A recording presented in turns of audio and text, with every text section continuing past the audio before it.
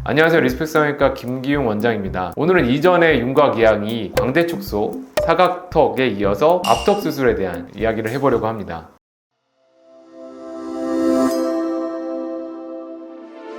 앞턱 수술은 다양한 경우에 시행을 하게 되죠. 주걱턱, 무턱, 비대칭 이런 것들을 교정하기 위해서 수술을 시행하게 되거든요. 실제 수술법을 생각을 해보면 앞턱을 전진하거나 후퇴하기도 하고, 비대칭을 교정하기 위해서 양쪽을 다르게 자르기도 하고, 흔히들 아시는 치어졸, 치졸골 이런 다양한 수술법을 적용할 수 있는 재미있는 수술의 분야입니다. 근데 앞턱엔 특징이 있어요. 앞턱 자체는 사실 조그맣지만 얼굴의 중심 기준이 되고, 여러 가지 윤곽 부분 중에서는 정면에서 굉장히 크게 보이는 부분이기 때문에 이 작은 앞턱 수술을 잘 해줌으로써 얼굴 전체의 비율이 완성되고 전체 이미지가 변하게 되는 그런 경우가 꽤 많이 있습니다. 따라서 앞턱 수술을 통해서 더욱 이상적인 윤곽 수술의 결과를 만들 수 있다, 이렇게 말씀드릴 수 있겠는데요. 사례를 안 볼 수 없겠죠. 첫 번째 환자분인데요. 이분 같은 경우에는 흔히 말씀들 하시는 주걱턱이라는 느낌을 가지고 오셨어요. 근데 치아를 포함한 턱 전체가 나온 모습은 아니었고, 말 그대로 턱끝만 발달해서 턱이 커 보이는 모습이었습니다. 그래서 앞턱의 길이와 폭, 모양을 잡아주고 너무 앞으로 돌출되어 있어서 약간의 후퇴까지 같이 시행을 해드렸던 환자분이 되겠습니다. 그래서 수술 전후의 모습을 보시면 앞턱의 크기가 상당히 변하면서 이미지가 굉장히 많이 바뀐 모습 보실 수 있습니다.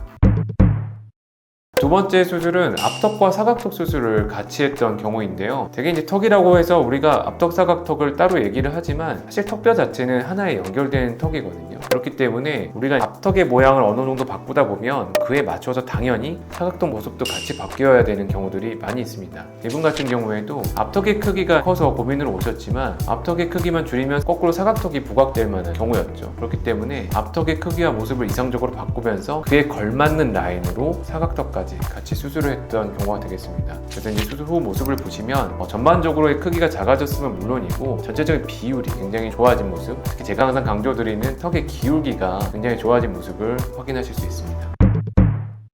마지막 사례는 앞턱과 광대 축소 수술을 같이 시행했던 사례입니다. 여기에 있어서는 정면 모습이 사실 중요하거든요. 광대나 앞턱 모두 정면에서 많이 튀어나오거나 혹은 부족해 보이는 그런 고민으로 주로 오시는 부위가 되겠습니다. 그래서 이분 같은 경우에도 보시면 앞턱은 작고 광대는 크니까 광대는 더 커 보이고 앞턱은 더 작아 보이는 모습이었던 거죠. 그래서 수술을 통해서 작은 앞턱은 전진해서 키워주고 광대는 줄여주고, 이렇게 함으로써 전체적인 얼굴의 밸런스가 상당히 잘 맞아 돌아가는 모습으로 바뀌었던 사례가 되겠습니다.